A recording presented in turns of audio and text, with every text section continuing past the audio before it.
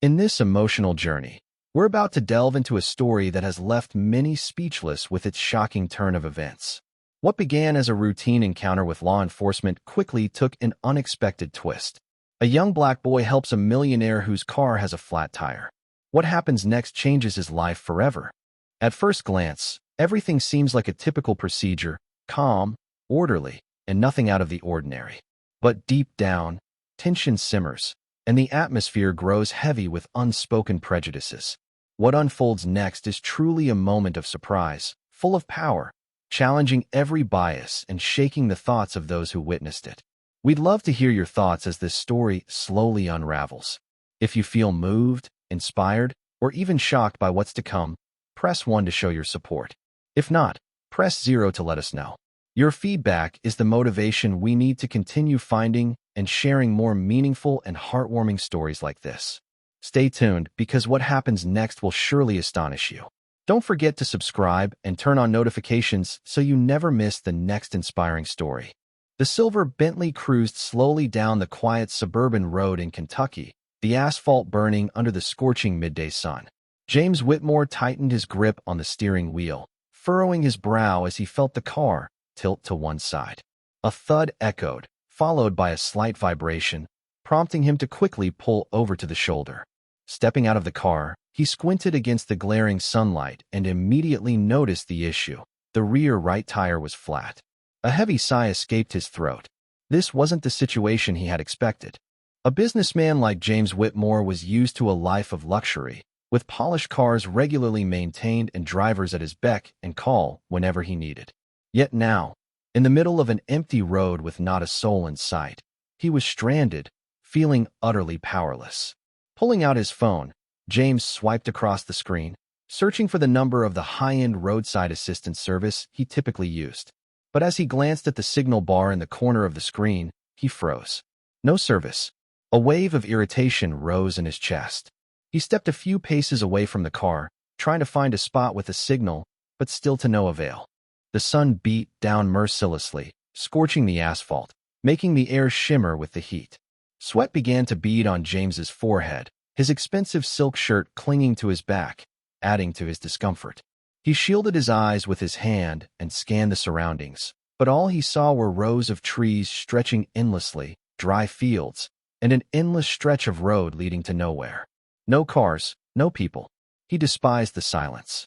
Frustrated, James returned to the car and opened the trunk to check the spare tire, but he quickly realized that despite having a spare, he couldn't remember the last time he'd had to change a tire. A successful businessman like him had never had to worry about such things. Sitting back into the driver's seat, he sighed, leaning his head back, eyes closing as he tried to think of a solution. He had navigated countless complex situations in the business world, multi-million-dollar deals, decisions that could change entire corporations.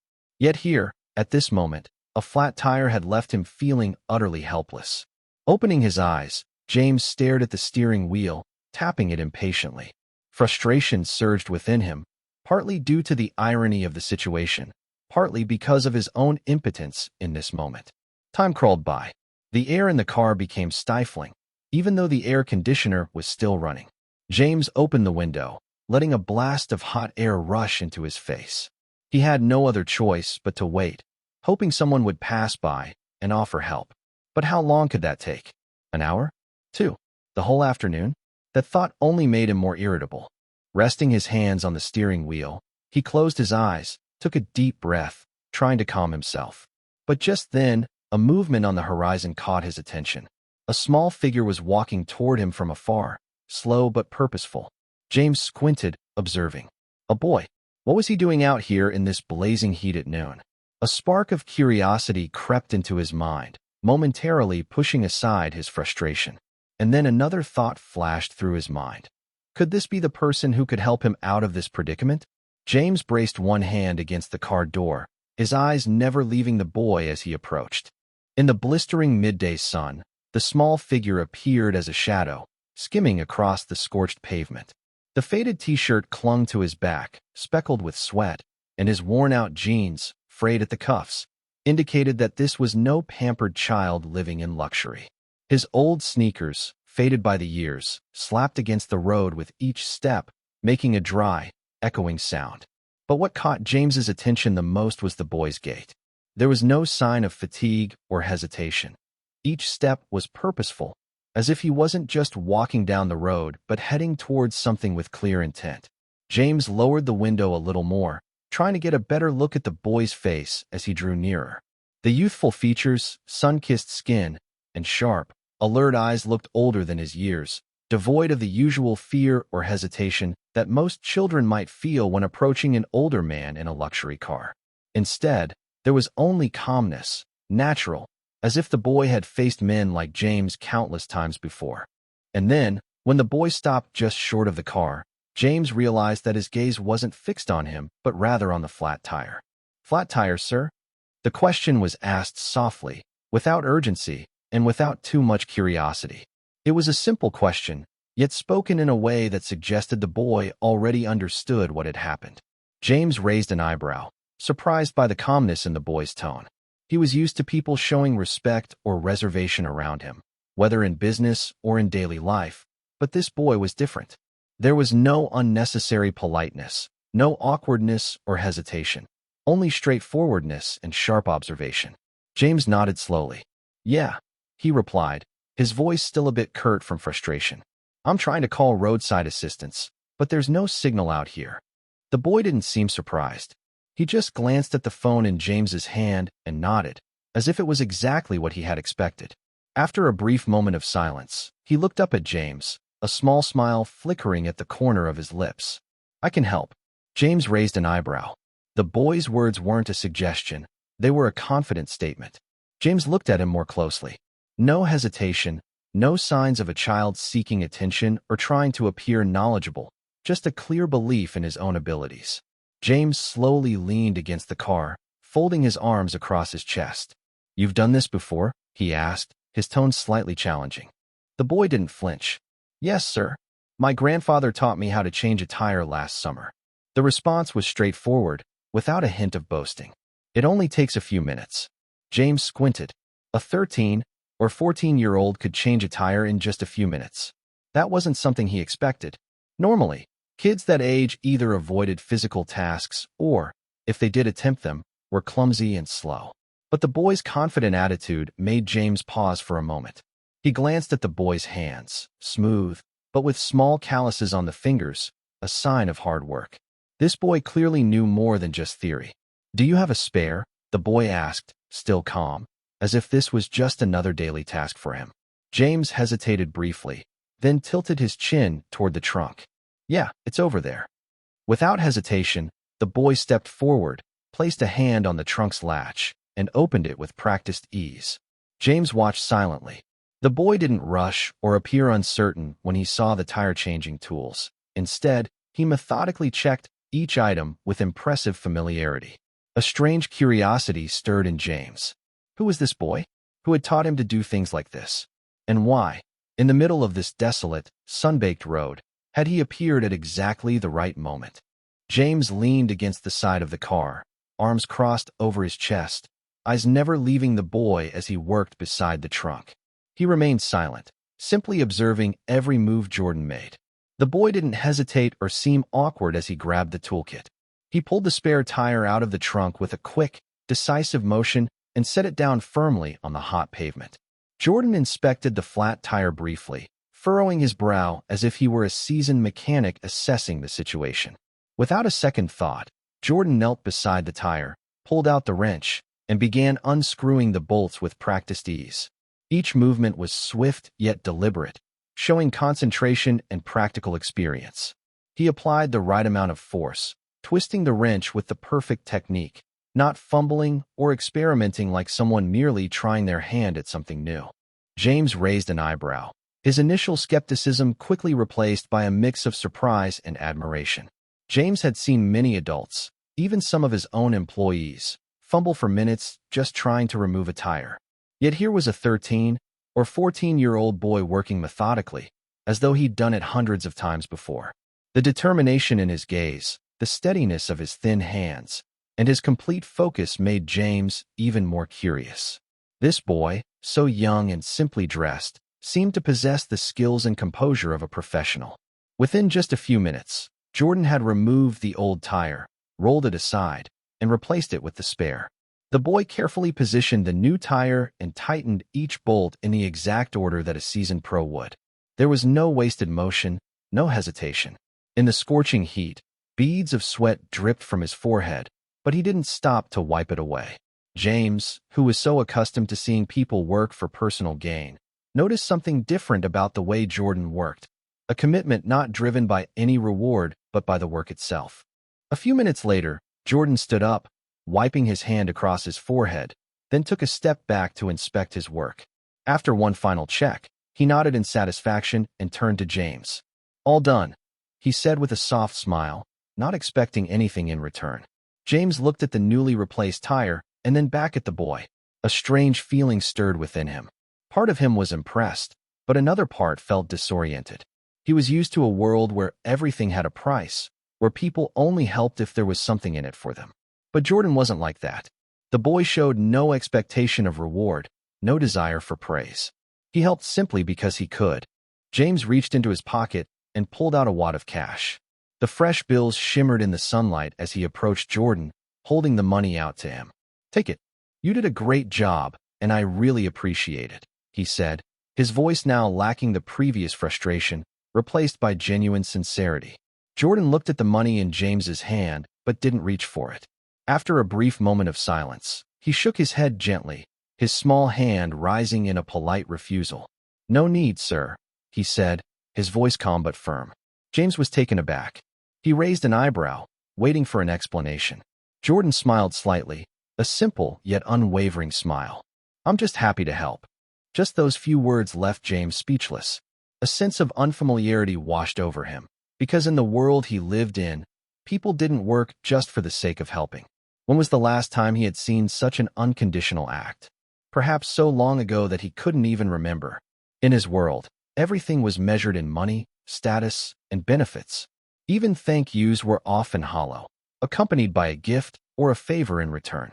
But this boy, with nothing but his hands and goodwill, had refused money because he hadn't done the work for anything in return. James stared at the boy in front of him, a confusion unlike anything he had felt before swelling inside him. He still held the money in his hand, but he wasn't sure what to do with it anymore. Meanwhile, Jordan simply smiled, nodded gently, and turned, walking away down the road, his figure growing smaller in the distance under the blazing sun. James stood there, frozen, watching as the boy's shadow disappeared into the rearview mirror. A light breeze stirred, carrying with it the heat of the afternoon. But within James, something else stirred, a quiet, unseen shakeup, a new realization about something he had long forgotten. There were people who did good not for any reason, but because it was the right thing to do. For the first time in many years, James felt as though he had witnessed something truly meaningful, and for the first time in a long while, he knew he would never forget this boy. James drove home, but for the first time in many years, the familiar road seemed longer and emptier than usual. The street lights flickered, casting reflections on the shiny surface of the Bentley, but he no longer paid attention to its sleek appearance. His mind was consumed by the image of the boy, hands roughened from work and that gentle smile, who had helped him without asking for anything in return. The mansion appeared ahead, grand and imposing under the yellow lights spilling from the large windows. The automatic iron gates opened as his car approached, revealing perfectly manicured lawns, vibrant flower beds, and a fountain at the center radiating beauty. It was the symbol of the success James had spent a lifetime pursuing, an empire many dreamed of. But tonight, as he stepped out of the car, none of it seemed important anymore.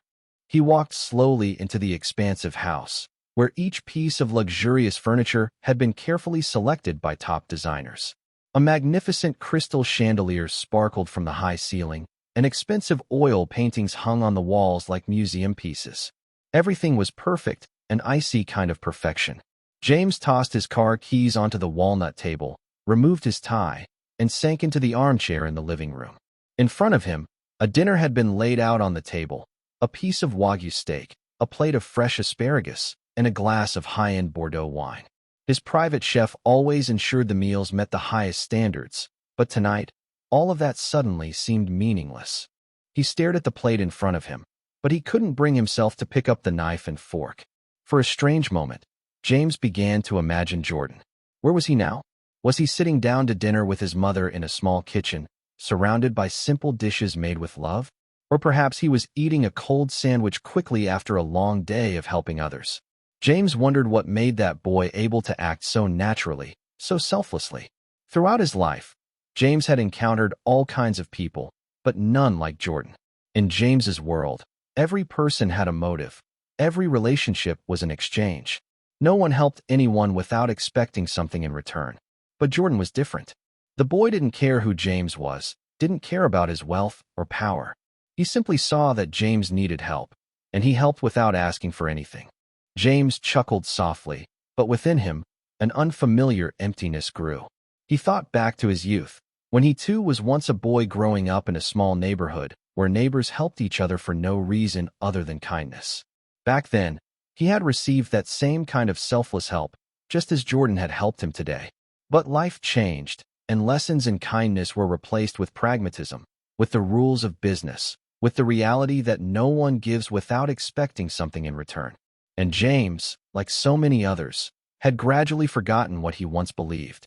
He took a sip of the wine, but the usual bitterness no longer brought the same relaxing sensation. Instead, a restless feeling washed over him, something he had never felt before. He had spent his entire life chasing fame and money, building an empire that many envied. But tonight, sitting alone in this vast house, he realized that there was no one who truly cared about him except for those seeking their own benefit. James stood up slowly, making his way to the large window that overlooked the expansive garden. Over the years, he had become accustomed to things going according to plan, to profitable deals and relationships built on money and power. But tonight, he felt as though he had missed something more important than all he had accumulated. He glanced at the clock. It was almost midnight, but something urged him to act now. A decision formed in his mind, a decision that wasn't part of any plan he had ever made before. Tomorrow, he would return to that road. James didn't know exactly what he was looking for. He didn't know if Jordan would even remember him, or if, for the boy, the help had just been a normal thing, not worth thinking twice about. But one thing was certain. He needed to see that boy again, and perhaps not just to thank him. Maybe this encounter would change him in a way he couldn't yet imagine. The soft morning light streamed through the tall glass windows, casting a pale yellow glow on the cold marble walls of James's mansion. Normally, at this time of day, he would be enjoying a luxurious breakfast, sipping a perfectly brewed coffee, reading the latest financial news, and preparing for a day filled with important meetings. But this morning, everything was forgotten. James sat at the edge of his bed, his hands clasped tightly together, his gaze fixed on the floor as if searching for answers within himself. The restlessness from the night before lingered, haunting him like an unsolved puzzle. He was accustomed to controlling every aspect of his life, from business to relationships, but the boy, Jordan, had appeared as an exception. One small act from the boy had left him restless, pondering all night long. He had never met anyone like Jordan, a poor boy with an uncommon sense of dignity and sincerity. Unable to wait any longer, James stood up quickly, left his bedroom, and headed straight for the garage. He didn't need to think any further. He knew he had to go back to the road from yesterday. He needed to find that boy. The Bentley glided smoothly down the familiar suburban roads of Kentucky. The scenery along the road looked the same as yesterday. Endless fields stretching out, trees standing still under the early morning sun, and the sky above clear and vast. But today, James saw everything through a different lens. He was no longer just a wealthy businessman driving through on his way to an important meeting. For the first time in many years, he had a goal that had nothing to do with money, power, or fame. As he reached the stretch of road from yesterday, James slowly reduced his speed, his eyes scanning the surroundings for a familiar figure. But the road remained silent. No one walked along the scorching asphalt. James stopped the car by the side of the road, lowered the window, and listened to the soft wind sweeping across the fields. There was nothing but stillness. He frowned. Maybe Jordan had only passed by here yesterday by chance, not always walking this stretch. The boy might live somewhere nearby, or perhaps he just needed to ask the right person. With this thought, James started the car again and continued driving. Before long, he saw a small gas station by the side of the road, one that looked like it had been there for decades, with old pumps and a humble counter. If anyone knew about Jordan, it would surely be the people here. James parked the car and stepped out. A middle-aged man in a worn plaid shirt was cleaning the windshield of a truck, looking up at James with curiosity. Not many people dressed like James showed up at places like this. James walked up to him, his voice calm but firm. "Excuse me, do you know a boy around 13 or 14 years old who might walk through here? He has short hair, wears an old t-shirt, and seems to know a lot about cars." The man frowned, thinking for a moment before shaking his head. "Not sure, but maybe you're talking about the kid who helps people out.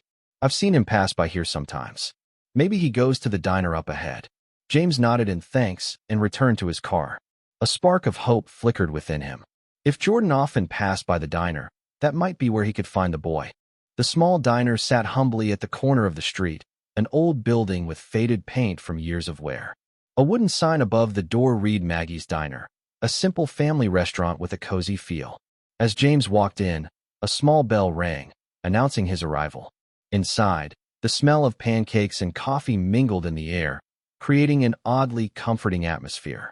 A few customers sat scattered on red leather booths, mostly local workers, truck drivers passing through on their way to work. Behind the counter, an elderly woman with neatly tied silver hair, wearing a white apron, was wiping her hands on a towel and looked toward James with a curious gaze. James approached the counter, leaning lightly on it. "Hello," he began, his voice still formal, but with a note of sincerity this time. "I'm looking for a boy around 13 to 14 years old named Jordan. I met him yesterday, and he helped me change a flat tire on the highway nearby. Do you know him?" The woman stopped what she was doing, her eyes lighting up with recognition. "Oh, you must be talking about Jordan. He's the one who helps everyone around here. A good kid." She paused for a moment before continuing. "He lives with his mother in Bedford, about 30 miles away. Not a wealthy family, but they're good, respectable folks." James took note of the information. Bedford. So the boy didn't just wander aimlessly on these roads. He actually had a place to go, a family, though perhaps not one of luxury. He looked at the woman, thought for a moment, then asked, "Do you know exactly where he lives?" She shook her head. "I'm not sure, but you can ask around in town. Everyone knows Jordan." James nodded, reaching for his wallet to pay for the coffee he hadn't even ordered, but the woman waved her hand. "If you're looking for Jordan, I'm sure you have a good reason. Good luck." He smiled faintly, a rare genuine smile that came to him naturally. Thanking her, James returned to his car, his mind now focused on a clear goal, Bedford. His journey had only just begun. James sat back in the red leather chair of the small diner, his head gently leaning back, eyes fixed on the untouched coffee cup in front of him. The elderly woman behind the counter, likely having lived here for many years, continued wiping her hands on the worn kitchen towel while watching him with a knowing gaze. It wasn't the kind of look that pried. It was the kind of look that only comes from someone who has learned to read people with a single glance. "You're talking about the boy who helped you on the highway, right?" she asked, her voice slightly raspy, but still carrying the warmth of someone who has witnessed countless stories in this small town. James nodded, leaning forward just a bit, his hand resting lightly on the table as if the action might draw her into the conversation a little faster. "Yes, a boy about 13 or 14 years old, thin but quick, sharp eyes, wearing a faded t-shirt and old sneakers." He paused, trying to recall the most accurate details. "He knows how to change a tire, worked quickly, and seemed like he'd done it many times before." The woman quietly observed him for a moment, then a subtle smile crossed her weathered face. "Sounds like Jordan. He helps everyone around here. Lives with his mom in Bedford." A small jolt ran down James's spine at the mention of Bedford. It was a name he knew, but it had never carried any weight until now. He repeated it silently in his mind, as if trying to etch it into his memory. "Bedford, can I know more about him?" James asked, trying to keep his voice calm, though a spark of eagerness flickered in his eyes. The elderly woman set the towel down on the counter, leaned slightly forward, and braced her hands on the table as if preparing to share a story she had long been familiar with. "Jordan's not a normal kid. His mom, Annie, she's a good woman, works hard to raise him. They don't have much, but they have each other. And Jordan, well, he's a gem. She paused for a moment, ensuring James was listening. No one tells him to help anyone. He just does it because he wants to. James fell silent, the woman's words echoing in his mind. He just does it because he wants to. The phrase struck him as extraordinary, something he'd never encountered in the world he knew, a world where everything came with conditions. The boy seems older than his years, James said slowly, as if thinking aloud. I've never met anyone like him. The woman smiled, a blend of pride and a touch of sadness. With his circumstances, he had to grow up fast. But that's also what makes him special. James nodded slightly, his eyes locked on the coffee cup in front of him. A strange mix of emotions stirred within him. Curiosity, concern, and an inexplicable eagerness. He had never felt this way before. Over the years in business, he had met thousands of people, attended countless extravagant parties, signed million-dollar deals, but no one, no moment, had ever drawn him in like this. Jordan wasn't a business partner, wasn't someone with influence, nor was he an opportunist. The boy was simply himself, a poor child with a heart as wide as the world. And it was exactly that which drew James in a way he'd never experienced before. He looked back at the elderly woman, his eyes gleaming with resolve. Thank you, he said, his voice deep but firm. I think I'll head to Bedford. The woman nodded gently, as if she had expected this. Good luck. And if you find him, tell him the people here still remember him. James smiled, a rare smile that even he didn't recognize. He stood up, walking slowly out of the small diner, but inside, it felt like he was embarking on a new journey, a journey he had never thought he'd take. Bedford, a name, a small town, and perhaps it was also where he would find something he had lost long ago. James drove into the small town of Bedford, surrounded by rolling hills and endless fields. Unlike the flashy cities he was accustomed to, this place held an oddly serene charm. The narrow roads shaded by tall trees, the humble homes with their warm, welcoming facades, and old grocery stores with faded signs that had weathered the passage of time. It was a place where time seemed to slow down. The expensive Bentley rolled smoothly over the gravel road, an obvious contrast to the surrounding scenery. James could feel the curious stares of a few locals as they watched his luxurious car pass by, but no one approached or spoke. They only observed, curious yet cautious. According to the elderly woman at the diner, Jordan's house was on the outskirts of town. When James stopped his car in front of a small, faded blue house, he immediately recognized it as the boy's home. The house wasn't large, some might even call it modest, bordering on simple, but there was something special about it. The wooden walls, though worn, were clean, showing no signs of neglect. A few small potted plants were placed along the porch, though not many. They were clearly well cared for. A wooden fence surrounded the front yard, with a few planks slightly askew, likely from age. In the distance, an old swing hung from a large oak tree, its rusty chains still strong despite the wear. James stepped out of the car and took a deep breath. There was nothing here that screamed luxury, no expensive cars, no high-end furniture, but there was something he hadn't felt in years, a sense of home. He walked toward the front door, hesitating for just a moment before knocking. The sound echoed in the quiet of the afternoon. The door opened, and James was faced with a woman in her early 40s. Her hair was slightly disheveled, and her face bore the marks of years of hard work, yet her eyes were sharp and full of resolve. She didn't seem frightened or surprised to see a stranger, especially one so well-dressed like James. She simply stood there, assessing him with a calm, measured gaze. "Hello," James began, trying to keep his voice as gentle as possible. "I'm sorry to intrude, but I believe I met your son yesterday. Jordan, is that right?" The woman appeared momentarily surprised but quickly offered a small smile, a gentle smile, but one that held something deeper. "What did he do?" she asked, her voice calm yet tinged with a hint of concern. James shook his head. "Nothing at all. Actually, he helped me change a flat tire on the highway. I just wanted to thank him for that." She paused for a moment, then smiled again, this time a smile not of surprise, but of something familiar, as if she had heard this story many times before. "That's just like him," she said simply, as if helping others had become second nature for Jordan. James studied her, wondering what had shaped a boy like Jordan to grow up with such unconditional kindness. He had met countless people in his life, but none like this boy. He glanced around the house again. Everything was simple, yet there was warmth and a sense of belonging that he couldn't quite explain. "Is Jordan home?"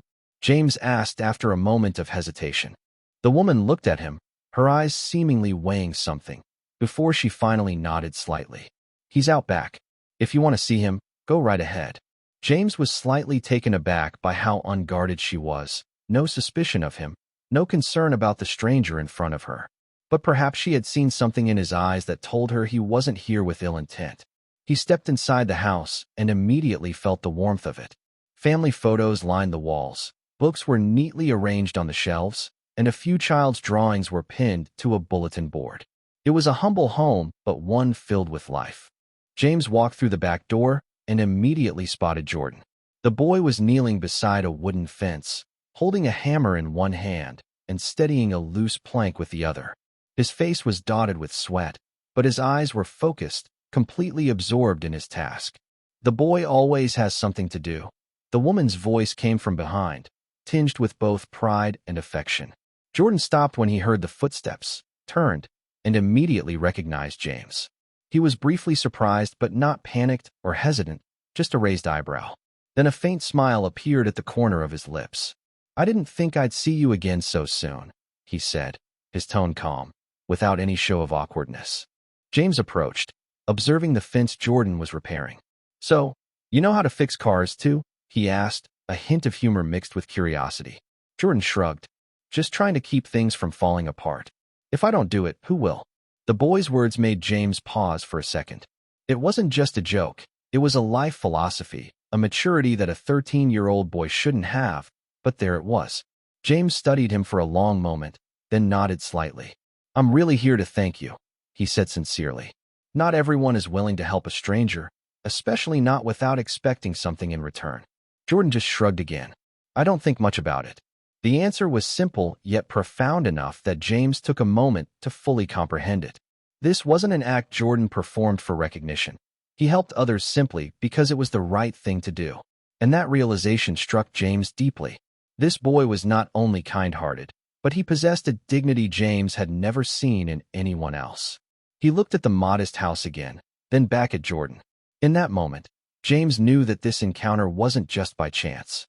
It was something larger, something deeper, and perhaps it would change his life in ways he hadn't anticipated. James drove away from Bedford as the sunset cast a soft amber glow over the small town. On the road back to his mansion, he kept one hand on the wheel, the other resting on his chin, his gaze distant and lost in thought. What should have been a simple visit to thank Jordan had instead left him with an unsettling feeling he couldn't shake off. For the first time in many years, James found himself torn between a decision.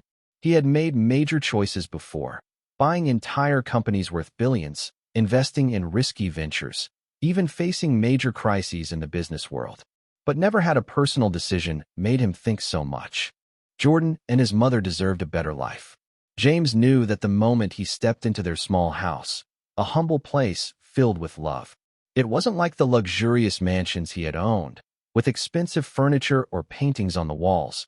But there was something there that he hadn't felt in his own home for a long time. Real warmth. Looking at Jordan, James saw a reflection of his younger self, a boy who had to learn to take care of himself, to do everything without relying on anyone. But there was a clear difference. While James had grown up and been swept into the whirlwind of fame and money, Jordan had retained his kindness, dignity, and sincerity, untouched by any selfish motives. So what was he to do? James could easily write a check large enough to help Jordan and his mother escape their hardships, but that wasn't the solution. He knew that if he simply gave them money, they would never accept it, not because they didn't need it, but because their pride wouldn't allow it. James had seen that look in the mother's eyes when she spoke of her son. That was the look of a woman who had accepted hardship but still held her head high, unwilling to beg for charity. Jordan was the same. The boy might not have many material things, but he had pride, a character strength that many adults lacked. If James just handed them money, it would damage their self-respect, turning a good deed into a debt of gratitude they wouldn't want to carry. James sighed, tightening his grip on the steering wheel. He knew he had to find another way, one that would help them without making them feel indebted, a way to give Jordan an opportunity rather than just a gift. That night, when he returned to his grand mansion, It felt emptier than ever. The large rooms, the high ceilings, the luxurious furnishings, all of it suddenly felt meaningless. He sat down in the armchair, his gaze absent as he looked at the glass of wine on the table. When had he allowed himself to drift so far from the real values? James closed his eyes, recalling every moment with Jordan. The boy kneeling to change the tire in the midday heat, his steady hands repairing the fence, and the simple but confident smile when he refused to take the money. These images repeated themselves in his mind like a reminder that there were things more important than money. James knew he couldn't ignore it. He couldn't just return to his life and leave the boy to continue facing challenges he didn't deserve. But he also knew that helping in the right way was an art.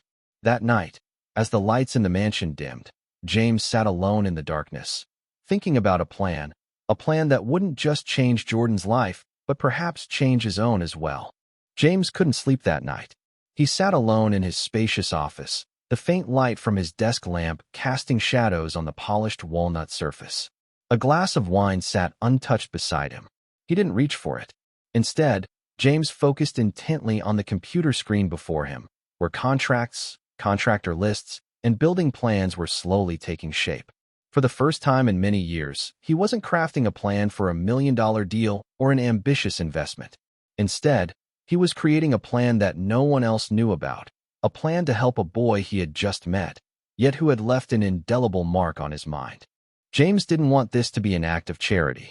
He hated handouts, and more than anyone, he understood that Jordan and his mother's pride wouldn't allow them to accept anything they hadn't earned themselves. But he couldn't ignore it. He couldn't let Jordan continue living in an old, crumbling house with a leaning fence and a life where the boy had to work tirelessly just to keep things standing. So James decided to carry out his plan in a special way, a way that wouldn't make Jordan feel indebted but rather offer him the recognition he deserved for his kindness and character. The next morning, James woke up earlier than usual. He didn't go to the office, nor did he browse through stock market numbers as he normally did. Instead, he began making calls. The first calls went to a few contractors he trusted, people who had worked with him on major real estate projects. He didn't explain the purpose clearly, simply asking for a small team to do repairs on an old house without causing too much disruption. No need to make a big deal of it, James said with certainty. I don't want anyone thinking this is a handout. Just fix what's necessary. The roof, the fence, plumbing, a bit of furniture. And don't tell anyone who is behind this. The people he contacted were surprised. James Whitmore, a financial magnate with a vast fortune, caring about repairing a small house in a poor town? But no one asked too many questions. When James made a request, people simply followed through. By the end of the day, everything had been arranged. A crew of builders would arrive in Bedford the next morning, bringing with them the necessary materials and tools. When the first truck appeared on the dirt road leading to Jordan's house the next morning, his mother was outside, hanging laundry in the front yard. She stopped, squinting toward the men in protective gear stepping out of the vehicle. "What do you need?" she asked, her brow furrowed. One of the workers approached, holding a repair plan. "We're here to fix a few things in the house. Could you show us the condition of the roof and the electrical system?" Jordan's mother blinked, clearly confused. "Fix the house. But I didn't call anyone." The worker shrugged. "We're just following orders. Someone's already paid for everything in advance, but they wanted to keep their identity a secret." She stood frozen, her heart pounding. Who could be behind this? Jordan, still holding a hammer and a piece of wood, emerged from the backyard, intending to repair the fence. He looked at the truck filled with materials and then at the strangers in his yard, his face momentarily puzzled. "Mom, what's going on?" Jordan stood motionless in the yard, his eyes following the workers as they began unloading materials from the truck. The sounds of hammers hitting wood and drills piercing the quiet of the small town filled the air. New planks were neatly stacked on the porch, while another group of workers assessed the roof to prepare for repairs. His mother, Annie, crossed her arms, her face tense. She wasn't accustomed to such help. For years, she had raised her son on her own, working tirelessly to keep a roof over their heads, no matter how worn down it was. And now, a group of strangers had shown up, bringing materials, tools, and declaring that they would fix everything without her having to pay a single cent. "We can't accept this," she said, her voice firm but tinged with emotion. She looked at the worker in front of her, then turned to Jordan. We didn't ask anyone to do this. Jordan stood beside her, his expression reflecting the same thoughts. He didn't mind fixing things around the house. He was used to patching the fence, mending the roof when it leaked, and checking the plumbing when there was an issue. He didn't want anyone's pity. Just then, James walked into the yard. He wore a simpler outfit than when Jordan had first met him, but still carried himself with the presence of a man of status. Yet, there was no arrogance or condescension in his gaze. He simply looked at Annie and Jordan, offering a soft smile. "You can refuse if you want to," James said slowly, his voice calm but firm. "But let me explain first." Annie tightened her grip, not saying a word. Jordan remained silent, watching him with a curious gaze. James took another step forward. "I know you have your pride, and I respect that. I'm not here to hand out charity or do anything for show. This is not a gift you have to accept." He took a breath, then continued. "This is a token of gratitude, a way to honor the kindness of your son." Annie paused, her brow furrowing. "Gratitude?" James nodded. "Jordan doesn't care who I am. He doesn't care how much money I have, or how much I could pay him to help. He helped because it was the right thing to do.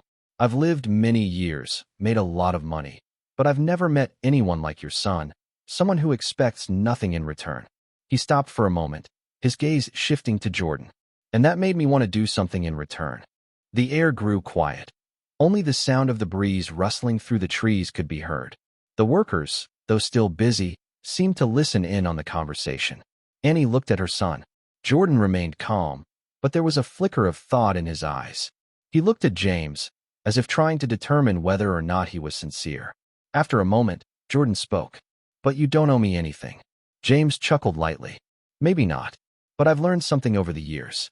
Some of the best things don't come from deals. Sometimes we just want to do the right thing." Jordan stayed quiet. He wasn't the type to easily buy into flowery words, but as he looked at James, he didn't see someone trying to boast or impose their kindness on others. What he saw was a man genuinely trying to understand something that Jordan had known for a long time. Kindness doesn't need a reason. Annie sighed, but this time she didn't immediately oppose. Jordan glanced at the new wood, the materials being prepared, and the workers getting to work. He wasn't proud enough to turn down a better opportunity for himself and his mother, but he also didn't want to feel indebted to anyone. Finally, he nodded slowly. "I don't need a new house," he said. "But if you really want to do this, then I think I can help." James laughed warmly, a smile of ease spreading across his face. "Kid, we'll be happy to have you join us." Jordan looked at the workers, his curiosity piqued. Although he was used to fixing things on his own, this was the first time he had the chance to learn from professionals. Maybe he wouldn't just receive a repaired house. Maybe this would also be an opportunity for him to learn something new. Jordan looked at his mother. Annie was still considering, but finally, she sighed and gave a small nod. "As long as you don't turn us into a charity story in the papers," she said, her voice tinged with caution. James smiled, raising his hand as a promise. "No press, no media. This is just between us." And so, James's plan succeeded, not by force, not by using money to impose, but by showing Jordan and his mother that sometimes help could come from genuine gratitude. As Jordan picked up a hammer and walked over to the workers, James knew that this was just the beginning of something much bigger. The sun climbed higher, casting a brilliant layer of light over the small plot of land where Jordan's house was slowly changing day by day. The sound of hammers striking would echoed steadily, blending with the hum of saws and the voices of workers exchanging instructions. For anyone else, it might have been just another ordinary construction project, but for Jordan, it felt like a completely new world was unfolding before his eyes. At first, he stood on the sidelines, watching the men work with wide-eyed curiosity. But soon, unable to resist the pull of what was happening, Jordan moved closer, observing every action, every step they took. He saw how they measured carefully before cutting the wood, how they checked the sturdiness of each beam before hammering it into place. These tasks weren't as simple as just nailing a plank to a fence. There was a process, a technique, a precision that Jordan had never thought about before. A middle-aged man with a strong build, wearing a dusty blue shirt, noticed the boy standing nearby, eyes wide with wonder. He sat down his hammer, wiped his hands on his pants, and flashed a smile. "Hey kid, want to give it a try?" Jordan hesitated for a moment, then glanced over at his mother. Annie was talking to another worker, unaware of this exchange. Jordan turned back to the man in front of him and nodded slowly. The man grinned. Good. I'm Greg. I've been in this business for over 20 years, but I've never seen anyone watch so closely like you. He bent down, picked up a long plank of wood, and handed it to Jordan. All right. Do you know how to measure and cut wood? Jordan shook his head, but his eyes lit up. It's okay. We all start somewhere, Greg said, pulling out a tape measure and placing it on the wood. See here? You have to measure very accurately because if you're off by even an inch, it'll affect everything. Jordan nodded, focusing intently on what Greg was showing him. He grasped the tape measure with slightly trembling hands, following the line Greg indicated. The man nodded in approval. All right, now it's time to cut, Greg said, handing Jordan a handsaw. Do you see the line here? Cut along it, but don't rush. Use both hands and let the saw do the work. Jordan took the saw, hesitated slightly, but then placed it on the marked line and started pulling it back and forth. At first, he was a little clumsy, but Greg patiently adjusted his technique step by step. After a few minutes, Jordan had cut his first piece of wood. He looked down at it, then up at Greg with bright eyes. Greg laughed heartily, giving him a pat on the shoulder. Well done. You've got a knack for this. If you want, I can teach you a few more things. Jordan nodded eagerly. I want to learn. In the distance, James stood with his arms crossed, quietly watching the entire scene. He didn't say a word, but a rare smile briefly appeared on his lips. He couldn't remember the last time he felt this proud, not because the boy had cut a piece of wood, but because Jordan had found something he knew could change his life forever, a new passion. One late afternoon, as the repairs on the house were nearing completion, Jordan returned home after a day of helping the workers. His face was dusted with sawdust, but his eyes sparkled with excitement. He had learned how to measure, cut wood, and even tried nailing a part of the new porch. Each passing day, he found himself more and more drawn to this work. But as he entered the house, he immediately sensed that something was wrong. His mother, Annie, sat on the old chair next to the dining table, her hands tightly clasped together, her face unusually tense. On the table lay an envelope that had already been opened, with the paper inside still stuck to the edge. Jordan instantly noticed the silence that filled the room. Normally, his mother would ask him about his day, but this time she silently looked up at him with sad eyes. Mom, what's going on? He asked cautiously. Annie took a deep breath and pushed the paper toward her son. I've lost my job, Jordan. His heart seemed to stop. He stared at the paper, his eyes scanning the lines. The grocery store where she worked had been facing financial difficulties for months, and finally, they had to cut staff. Annie was one of those who had to go. Jordan bit his lip, trying to keep calm. But you'll find another job, right? Annie smiled faintly, but it was clear she was trying to appear strong. I'll try, son. But in a small town like this, there aren't many opportunities. Jordan clenched his fists. He knew how hard his mother had worked to provide for them, and now, in just one afternoon, everything seemed to be slipping away, like it was all being blown away by a cold wind. Still, Jordan didn't want his mother to see him worry. He took a deep breath, then forced a smile. It's okay, Mom. We've been through a lot before, and we'll get through this too. But even as he said those words, a part of him wasn't so sure. James learned of the situation the very next day. He was standing outside, overseeing the final stages of the work, when he overheard a few of the workers chatting. Have you heard? The boy's mother lost her job. James immediately stopped in his tracks. He turned to the worker, his gaze sharp. What did you just say? The worker flinched but nodded. I heard she got laid off at the store. Things are looking harder for them now. James frowned, a wave of unease rising within him. He had seen many people struggling with financial difficulties, but what worried him more was how Jordan would face the situation. The boy was used to being self-reliant, standing on his own 2 feet, and James knew Jordan wouldn't easily accept help. But he couldn't ignore it. That afternoon, James sought out Jordan, who was helping Greg hammer in the final planks of the new fence. When he saw James approaching, Jordan looked up, wiping his hands on his pants. Want to see the finished fence? He asked with a small smile. James watched him for a long moment before speaking slowly. I heard about your mom. Jordan's smile faltered for a split second, but he quickly masked it. Yeah, my mom lost her job, but we'll be fine. James crossed his arms, watching the boy closely. The way Jordan stood, The way he shrugged as if it were no big deal, everything about it showed he was trying to hide his real feelings. "I want to help," James said directly. Jordan immediately shook his head. "No need, Mr. James." James wasn't surprised by the response. He had expected the boy to refuse. "Jordan, you know I'm not the type to throw money at a problem and hope it disappears, right?" Jordan looked at him, his eyes gleaming with pride and self-respect. "I don't want pity." James chuckled softly, but there was a somber edge to the smile. "Do you think I accepted help when I was your age?" Jordan frowned but said nothing. James continued, "I was like you, Jordan. I had my days when I had to do everything on my own, and I also refused help because I thought it made me weak. But then I realized that sometimes accepting help isn't a sign of failure. It's a way to become stronger." Jordan remained silent. He didn't want to accept help, but deep down, he knew they really needed it. James looked at him, his voice gentle but firm. "You helped me without expecting anything in return. I don't think it's unfair for me to do the same for you." Jordan looked down at the ground, thinking for a long moment. He wasn't the type to be easily convinced, but something in James's tone made him feel that the man wasn't just some rich person trying to offer help. "I don't need money," he finally said. "But if you really want to help, I'll accept one thing. Teach me how to get better. I want to learn. I want to know how to change my future." James looked at the boy before him and nodded slowly, a satisfied smile spreading across his face. "It's a deal, Jordan." And so, instead of receiving money, Jordan received an opportunity, a chance that could change his life forever. As time passed, Jordan was no longer the boy who only knew how to patch up fences or change tires by the roadside. He had become a young man with bright eyes and a passionate love for construction.